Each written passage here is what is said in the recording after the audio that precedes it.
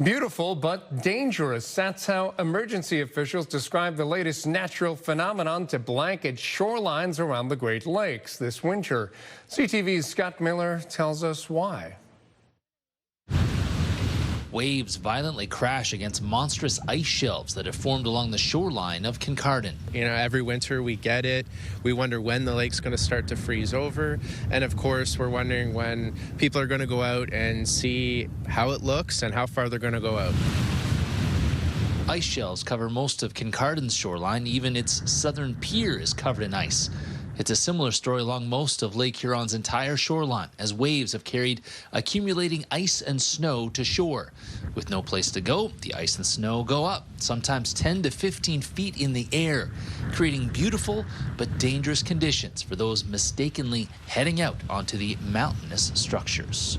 When they look like they are solid mounds, they're actually caves and they're hollow inside. So going and venturing out on top of them is something we don't recommend at all, because you could fall through, and to be quite honest, no one's around.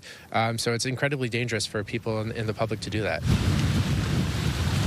Watson says at least a couple of times a year, Kincardine's emergency services respond to someone walking out on the ice shelves. Thankfully, no one has fallen through recently, but Watson says if someone did, it would be nearly impossible to save them.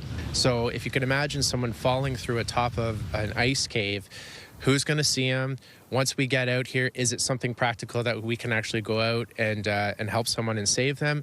We have to make that determination. We're going to do everything we can, obviously, to save someone and save a life. But in circumstances like this, there's so many unknowns that we don't want to ever put people at risk. Watson says although majestic, the ice shelves along Kincardine shoreline or any shoreline are simply too unstable to be walking on.